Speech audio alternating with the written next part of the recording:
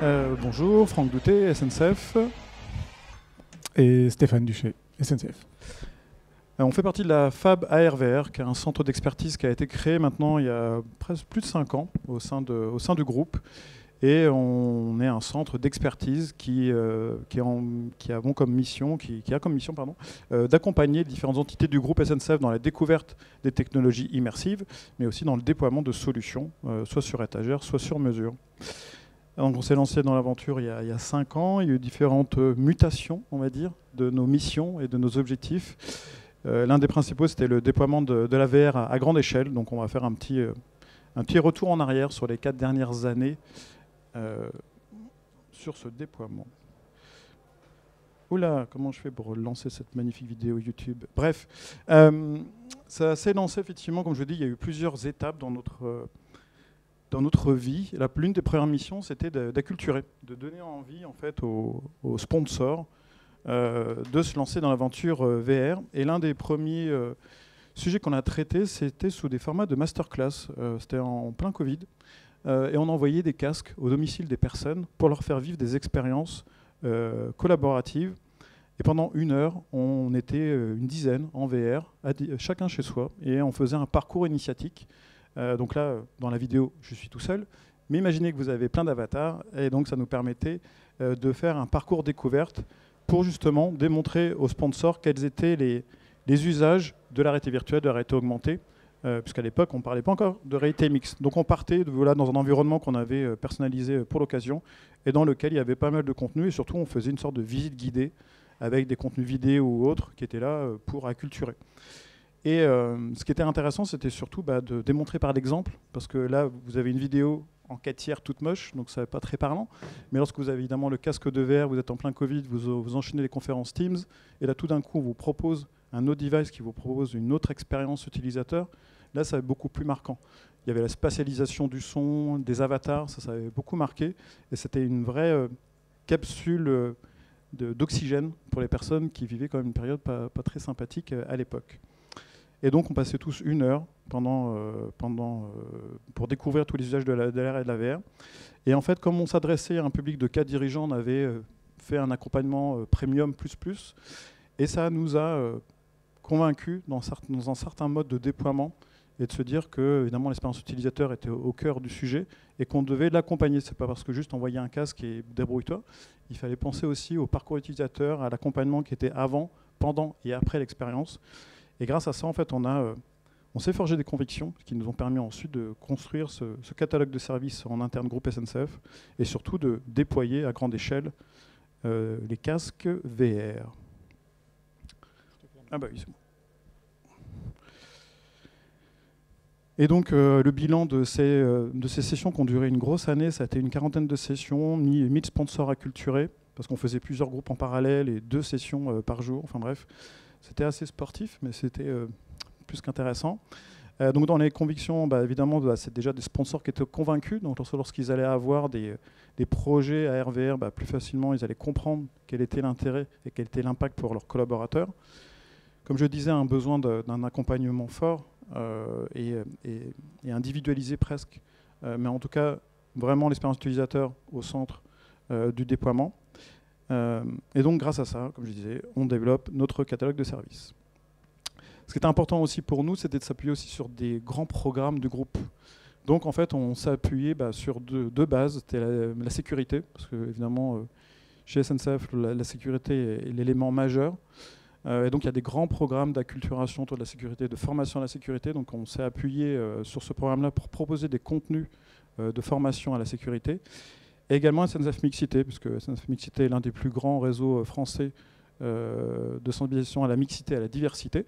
Et donc, pareil, c'était de trouver des contenus sur étagère qui pouvaient répondre à ces besoins. Donc, vous avez un partenaire qui est à l'étage, que vous connaissez sans doute, qui s'appelle Reverto, qui propose des contenus sur cette thématique-là, mais il y en a d'autres. Mais voilà, l'idée, c'était de s'appuyer sur des grands programmes pour tout simplement avoir une capacité à toucher un large public et surtout s'appuyant sur des éléments stratégiques de groupe. Et donc, 4 atouts d'un déploiement réussi, voilà, en tout cas d'un déploiement VR. C'est des casques vraiment prêts à l'emploi. Voilà. On essaie de packager au maximum l'expérience. On allume le casque, ça fonctionne quasi tout de suite. On a aussi j'ai plein de titres, voilà, qui me manquaient. Un besoin aussi d'avoir une formation de formateurs. Voilà. L'idée d'avoir des relais locaux un peu partout sur le territoire qui permettent d'accompagner les utilisateurs. Un MDM pour faciliter l'expérience et proposer des services qu'on n'a pas nativement dans les casques. Et aussi des templates d'ateliers, c'est-à-dire des formats types au service du formateur pour pouvoir animer des sessions VR avec un format préétabli. Et l'un des postulats de base qu'on s'est un peu imposé, c'est que le choix du casque, du device, c'est pas ce qui est le plus important. C'est vraiment l'expérience et l'utilisation de ces casques, de faire de la VR pour apprendre à quoi ça sert, sous quel format et à quoi ça sert, qu'est-ce que ça apporte comme valeur, pardon. À tout moment, on peut switcher de casque. Il y a des évolutions technologiques en permanence.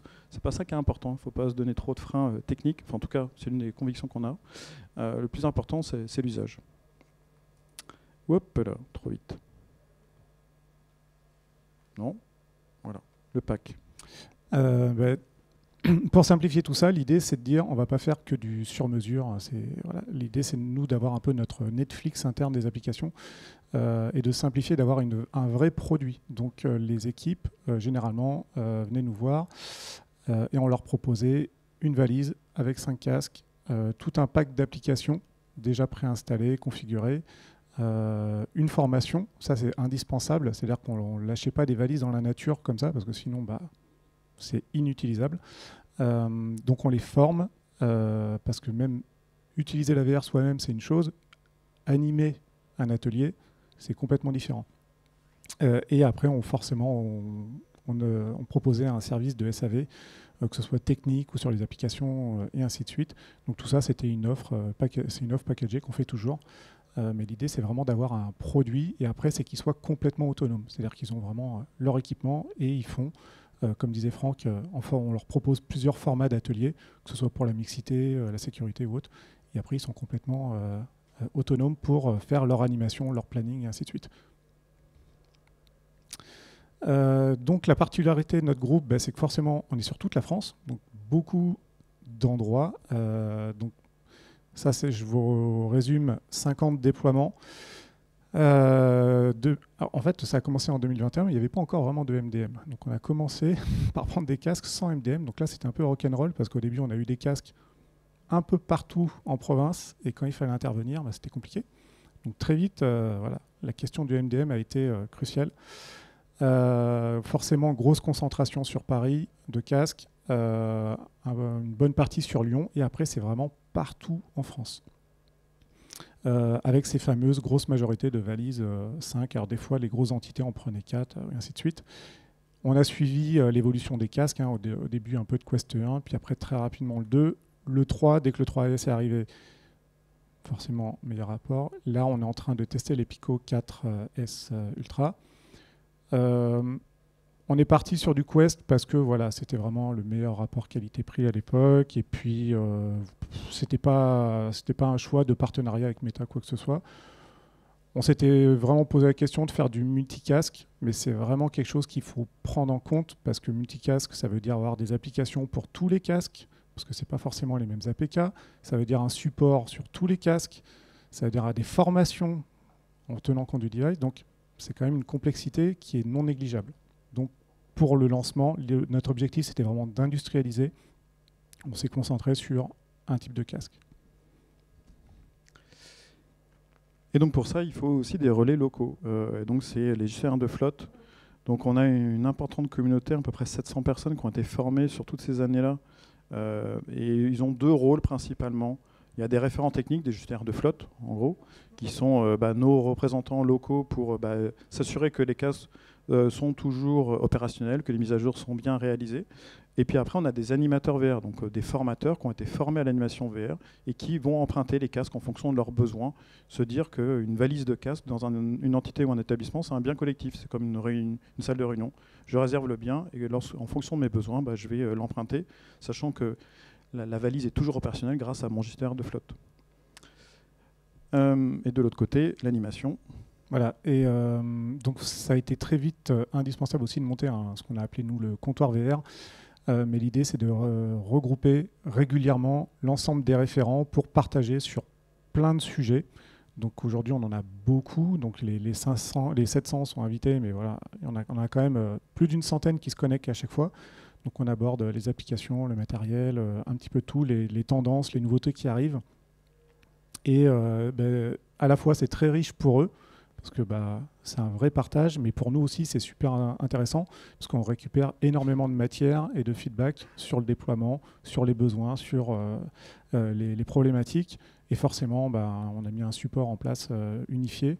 Au début, c'était pas forcément connu, et maintenant, c'est super pour nous, parce que c'est un point d'entrée unique. Et ils savent maintenant, n'importe où en France, n'importe quelle équipe, voilà, on est 200 000, donc c'est énorme, et ils nous trouvent très facilement. Donc voilà, on a passé 5 ans à se faire connaître, et maintenant, c'est devenu un réflexe, et c'est vraiment une belle réussite, parce que ça les aide énormément. L'autre point important du coup sur lequel on insiste beaucoup, c'est la formation de formateurs ou d'animateurs.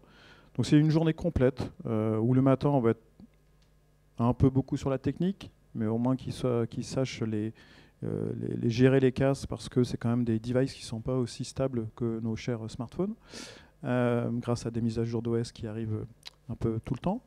Bref, et puis donc du coup pour s'assurer qu'il y a un premier niveau de SAV qui est assuré en local. Et puis l'après-midi, on va surtout te projeter sur la formation et la posture pédagogique, parce que comme disait Stéphane, d'utiliser un casque à titre individuel, c'est assez simple. D'être à l'écoute, attentif à tous les signaux faibles d'un groupe de 5 à 6 personnes qui utilisent de la VR en même temps et s'assurer que tout le monde passe une bonne expérience. Il y a un besoin d'une certaine expertise, et c'est là-dessus on va effectivement beaucoup insister avec ce triptyque du avant, pendant et après l'expérience, et d'assurer que le formateur ait la bonne posture à chacun de ces moments-là pour tout simplement que la formation se passe au mieux, parce que c'est très facile de tomber dans le piège de « Ah, ça marche pas, la VR, c'est nul ». Oui, parce qu'il y a des éléments préparatoires. C'est encore des devices qui ne sont pas tout à fait stables. Bref, en tout cas, ces formations d'animateurs, ça marche plutôt très bien. Et effectivement, on ne donne pas les clés de la voiture avant d'avoir passé le permis. C'est la même chose avec la VR. Donc, un gros sujet de MDM, je vais essayer de ne pas rentrer trop dans le détail, mais c'est vraiment si vous voulez vraiment faire un déploiement massif, une vraie intégration, c'est un sujet incontournable, ne serait-ce que pour avoir la possibilité de maintenir votre flotte, l'état des casques, mise à jour, la configuration, le Wi-Fi, sans être obligé de prendre votre voiture tous les 4 matins pour aller dépanner des équipes. Un catalogue d'applications, c'est bien, mais il faut vraiment pouvoir le déployer partout. Ça s'est bien amélioré maintenant. L'expérience utilisateur, c'est super important. Nous, c'est notre constat. Si vous mettez la majorité des utilisateurs dans l'environnement natif du casque, ils sont perdus. Donc, on a fait vraiment le choix d'avoir un environnement kiosque pour que, quand ils mettent un casque, j'ai mon catalogue, je clique, et je ne vais pas toucher les paramètres, je ne vais pas me balader à droite, à gauche, machin. Et vraiment, il faut que ce soit ultra intuitif. Donc le kiosque, c'est vraiment, nous, on ne laisse pas le choix, c'est impératif.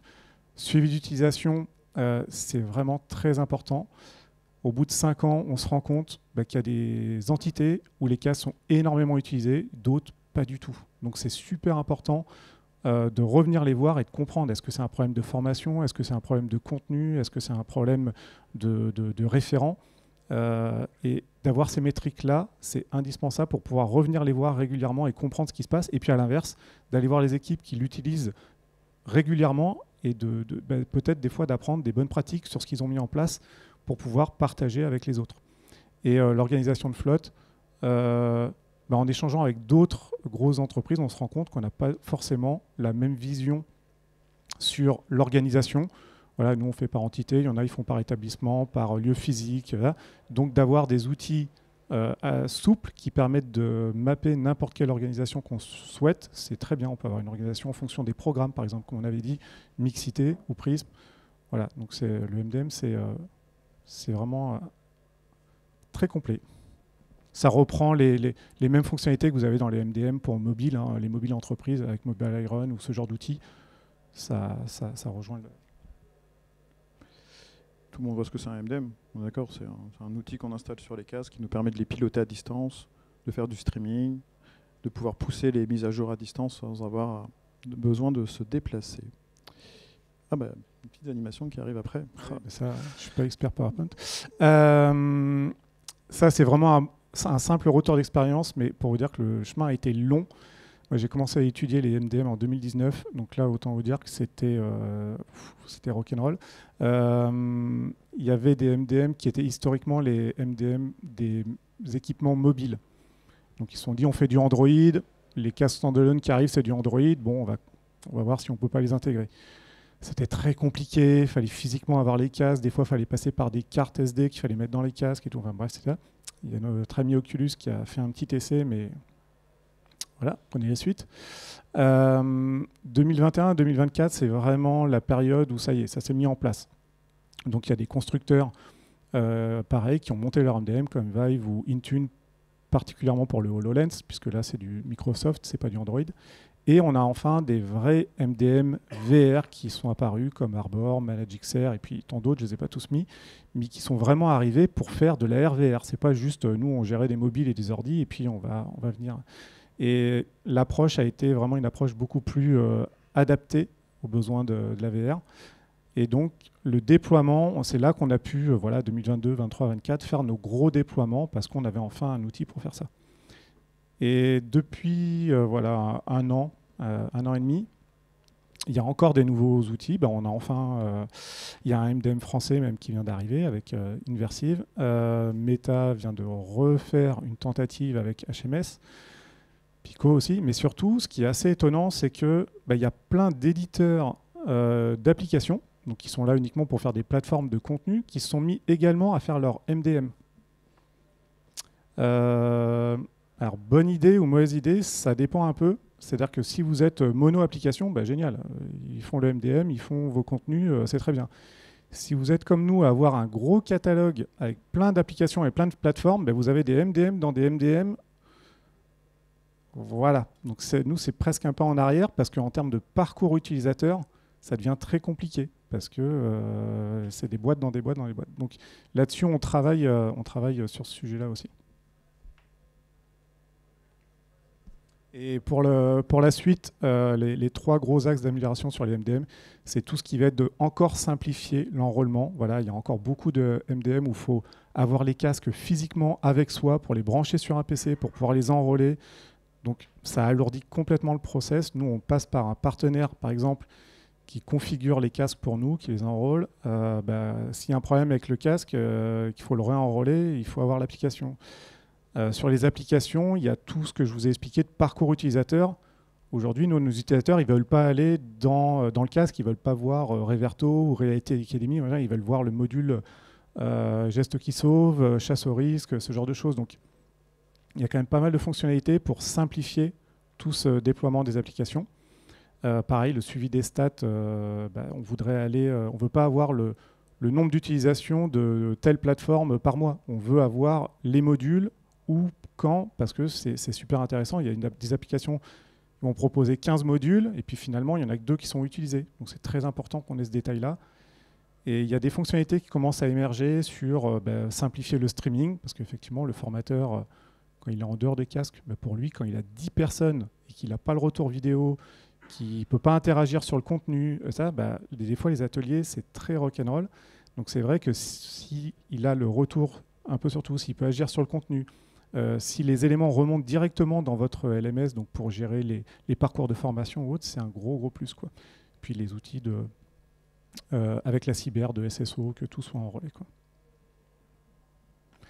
Et ça, c'est le travail qu'on est en train de faire avec Inversive, donc le MDM français qui est en train de se lancer. Donc nous, l'objectif de travailler avec eux, forcément, c'est de travailler avec un partenaire de plus français. Voilà, quand on a le choix, c'est bien. En plus, voilà, quand vous arrivez dans des entreprises comme les grosses entreprises, vous avez des entités sur la cybersécurité qui rigolent pas du tout. Donc quand vous arrivez et que vous leur proposez un MDM américain ou chinois et que vous arrivez avec un MDM français, c'est pas les mêmes portes. Donc c'est un plus aussi. Et l'idée aussi, c'est de travailler plus étroitement avec eux sur des fonctionnalités pour avoir une meilleure intégration. Ils connaissent pas mal de nos partenaires. Donc voilà, c'est du gagnant-gagnant. Mais par contre, oui, ça c'est la théorie, le planning. Quand vous avez plus de 1000 casques et qu'il faut tous les rapatrier pour tous les réenrôler, pour tous refaire les comptes, c'est une énorme logistique. Donc c'est pas quelque chose qui se décide dans 2 semaines, quoi. Et enfin, dans l'autre facteur clé de succès d'un déploiement réussi, c'est vraiment d'avoir des formats types d'ateliers ou de sessions de VR. Parce que vos formateurs, c'est qu'un outil parmi tant d'autres, la VR. Et ils utilisent voilà, plein d'outils, mais on ne demande pas que ce soit des experts. Et surtout, la VR, la réalité virtuelle, pardon, a un réel impact sur le parcours et le rythme pédagogique d'une session. C'est vrai que lorsqu'on fait des sessions classiques à 10 ou 12, c'est peut-être plus simple, c'est tout différent que lorsqu'on va intégrer de la VR, on va pouvoir gérer que 5 à 6 personnes en même temps. Donc il faut repenser aussi le parcours pédagogique, parcours pédagogique, l'ingénierie pédagogique qui va avec, et surtout l'anticiper. Donc la première chose que l'on fait avec nos clients, c'est vraiment de se poser la question de comment tu vas l'utiliser sur le terrain. En fonction de comment tu vas l'utiliser, on va proposer des contenus différents, un mode d'accompagnement différent, et surtout des applications différentes. Il n'y a pas qu'une seule façon de construire une application de réalité virtuelle. Il y a des applications qui sont très portées comme du e-learning, très descendant pour la transmission pédagogique et qui vont être consommées presque en autonomie complète, et d'autres modules de VR qui vont être très poussés sur la mise en situation et qui vont avoir besoin d'un formateur accompagnateur à côté. Mais voilà, l'idée c'est d'avoir des formats types d'ateliers qui sécurisent le formateur et l'animateur et avoir un parcours qui ne va pas se concentrer que sur de la VR, évidemment. La VR n'est qu'un outil pédagogique parmi tant d'autres et d'alterner du coup des outils pour la session. Voilà, un petit format type sur une heure d'atelier, on fait 25 minutes de VR. Et le reste, ça va être du débrief collectif ou individuel. La prise en main, évidemment, qu'il ne faut pas oublier. Mais ça, pour avoir vécu les premiers ateliers, c'est vrai que c'est des éléments qui n'étaient pas assez intégrés dans les équipes. Mais la partie application VR, si le contexte n'est pas donné, si la prise en main elle est bâclée, votre application VR elle peut être franchement la plus aboutie au monde, ce sera un échec. Ce sera un échec parce que ils ne sauront pas quoi faire, ils ne sauront pas où aller. En fait, ils vont être focalisés la majorité du temps sur comment j'interagis avec l'application et pas sur le contenu. Donc c'est pour ça que maintenant, on travaille quasiment autant autour de l'application que l'application en elle-même. Et voilà, on a encore trop d'applications où on voit des gens qui ont du mal à progresser dans les applis parce que ils bloquent sur un bouton, ils bloquent pour réaliser une étape, ils bloquent sur un truc, et le résultat, l'aspect pédagogique, il passe pas. Et pour conclure, dans les enseignements de ces 4 années, donc déployer c'est bien, effectivement d'acheter des casques, les déployer un peu partout, c'est la partie la plus fun peut-être, la plus simple. Après c'est surtout assurer l'ancrage. Donc effectivement, dans des équipes, dans des établissements, il y a des sponsors qui changent, des animateurs qui changent. Donc voilà, il y a un facteur humain qui est important, donc il faut l'accompagner et s'assurer que le produit répond toujours à un besoin. Et donc, pour assurer cet ancrage-là, c'est de proposer du contenu, des applications au fil de l'eau et qui évoluent, qui proposent des nouveaux scénarios. Dans les choses qu'on essaie de gommer au maximum, c'est proposer un parcours utilisateur sans couture. Il faut que ça, même si on est encore sur des devices qui sont partagés, il faut essayer de faire que ce soit le plus simple possible à utiliser et que j'allume le casque et ça marche tout de suite et je ne vais pas avoir des difficultés à me lancer dans l'expérience. Et puis, comme on disait, c'est d'avoir cette vision 360 de la formation et de penser à l'ensemble du parcours pédagogique et pas que à la petite capsule VR qui peut du coup devenir une verrue qui vient totalement chambouler l'expérience de formation et du coup être plutôt déceptive. Voilà pour nous.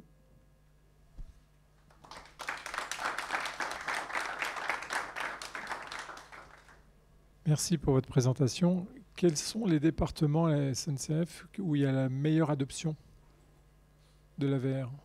Parce que là, vous avez parlé de façon assez générale. Ce qui est intéressant, c'est qu'on touche un peu tous les métiers, tant du col bleu que du col blanc, tant de l'industrie que du marketing et de la com, et tant des formations techniques que des formations soft skills de savoir-être. Voilà. Donc on arrive à embarquer un peu tout le monde. Après, effectivement, il y a des formations qui sont plus simples à déployer sur des formations techniques que des formations chef de projet, par exemple. Il faut du coup décomposer ce parcours de formation chef de projet en compétences. Quelles sont les compétences clés d'un bon chef de projet?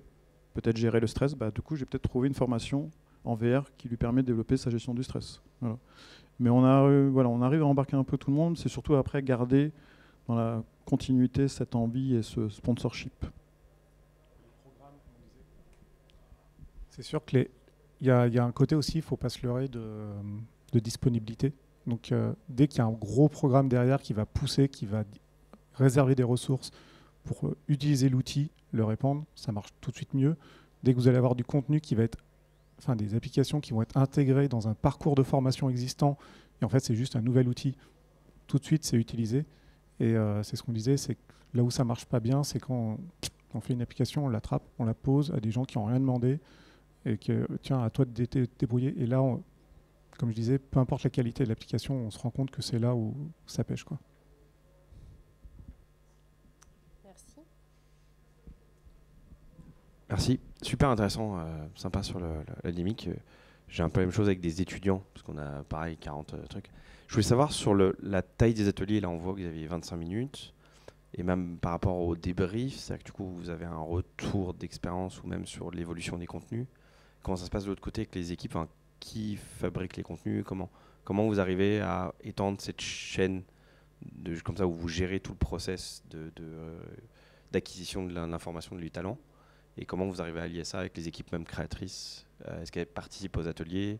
Comment ça se passe un peu de l'autre côté, en fait, l'autre transversalité?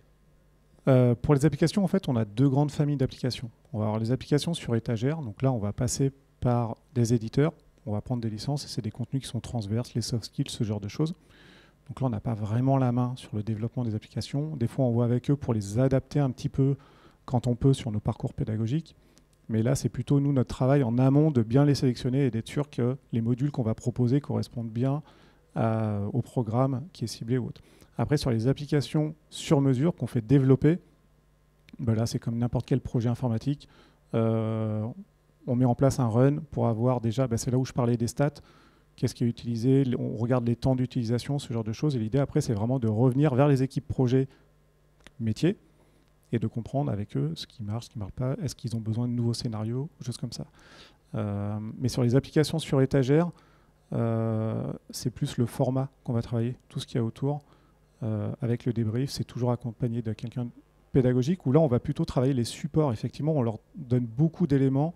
Par exemple, ils ont une fiche sur chaque module qui va décrire tout le module. Ils ont des fiches avec des éléments clés. Ils ont des fiches avec, pareil, toutes les interactions. Donc, c'est vraiment tout ce qui va être autour de l'application. Et ça les aide énormément à ce que leur atelier soit fluide, quoi. Et petite précision, le fameux débrief, en fait, il n'est pas centré sur l'application VR. En fait, il est sur la thématique de la formation. Donc, en fait, c'est ça aussi, c'est de se dire que des produits parfaits, vous n'allez pas en trouver tout le temps. Et donc, si vous avez un produit sur étagère qui répond à 80% de vos besoins, même moins, c'est déjà très bien. Et en fait, nous, on utilise la VR pour faire réagir. Et après, dans le débrief, le formateur va compléter des choses qui ne sont pas dans le module VR. D'où l'intérêt ensuite de prendre des applications sur étagère qui coûtent moins cher, qui sont déjà prêtes à l'emploi. Et c'est vrai que dans les déploiements que l'on essaye d'accompagner, on va effectivement, le premier étage de la fusée, ça va être généralement des applications sur étagère. Soit ça répond aux justes besoins, il n'y a pas de suite, et on s'assure juste que effectivement, le contenu est suffisamment utilisé. Et puis généralement, ça va aussi planter la petite graine et créer des nouveaux besoins. Et là, on prend le relais avec les applications sur mesure. Mais effectivement, on y va progressivement. Et le premier étage, c'est les applications sur étagère. Tu reçois un casque, tu as déjà 50 applications dedans. Go, ça donne envie. Tu le fais tester à différents services, tu l'intègres dans tes parcours de formation, et puis ça va créer du besoin et de l'envie. Et du coup, après, tu vas créer des modules sur mesure.